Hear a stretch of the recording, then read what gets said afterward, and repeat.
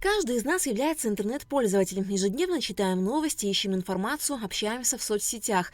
Особенно много времени этому уделяют дети и подростки, которые уже не представляют свою жизнь без интернета. Именно они часто становятся жертвами киберпреступников. Существует несколько основных видов киберугроз, с которыми дети сталкиваются в интернете. Злоумышленники скрываются на сайтах, которые часто посещают дети. Например, соцсети или сайты компьютерных игр. Они могут сами притворяться детьми и пытаться обманом выяснить у ребенка пароли или платежную информацию.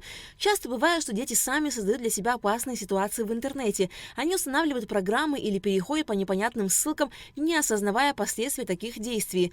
Кроме этого, дети в социальных сетях могут публиковать личную информацию, например, адрес, номер мобильного телефона. Аппарат уполномоченного по правам ребенка Абхазии с 2022 года проводит информационную кампанию с детьми о кибербезопасности. Сейчас в абхазском сегменте социальных сетей появилась информация о том, что массово скупаются аккаунты несовершеннолетних детей мошенниками. Мошенники начинают писать друзьям, близким, знакомым с их личных страниц, просят скинуть им деньги, выйти на какую-то встречу. Также есть безопасность вовлечения этих же детей в противоправные какие-то действия, в том числе речь идет о террористических и других направлениях. Но конкретных заявлений от родителей или от самих детей в аппарат уполномоченного не поступало, но мы со своей стороны отреагировали именно на информацию, которая появилась в интернет-пространстве, в том числе и у нас, а также на территории Российской Федерации тоже очень много сейчас новой информации о том, что новый вид мошенничества в сети интернет появился. Защититься от социальных угроз сложнее, поэтому важно проговаривать с ребенком правила кибергигиены. Родителям необходимо учить детей распознавать опасные ситуации в интернете. Для этого нужно активно участвовать в обучении детей безопасному поведению в сети. Можно использовать родительский контроль. Сегодня существует множество приложений и сервисов, помогающих родителям контролировать доступ детей к интернету. Также родителям необходимо регулярно обсуждать с детьми их интернет-активность, какие сайты они посещают, с кем общаются. Общение должно строиться исключительно на доверии.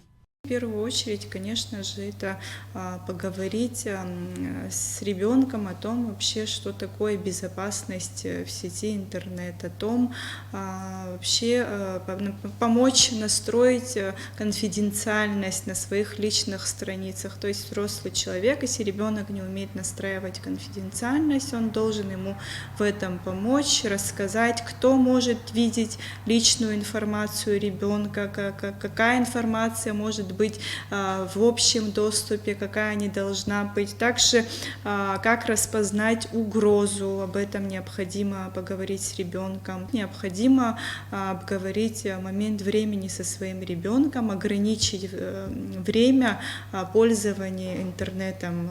То есть у него должна быть какая-то разница между реальным временем, онлайн-временем. Очень часто ребенок чаще находится в онлайн-пространстве, нежели чем в режиме реального времени.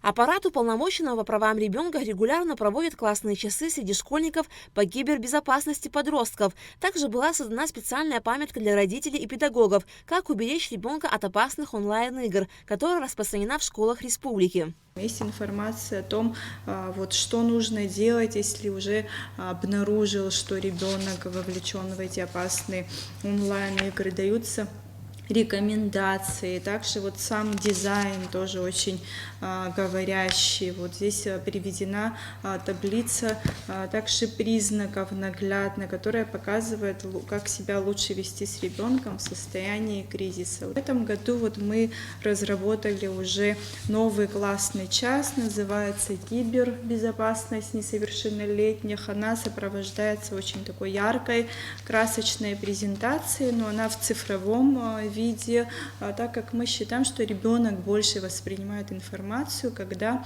есть интерактивность, когда ребенок сам вовлечен в процесс вопросов, ответов. Мы приводим различные примеры, и дети сами активно начинают участвовать и рассказывать о тех живых примерах, с которыми они сами столкнулись, либо их одноклассники, сверстники, знакомые. И таким образом, с помощью прямого контакта контакта мы видим, насколько такие игры и вообще такая опасность, она есть в нашем сегменте.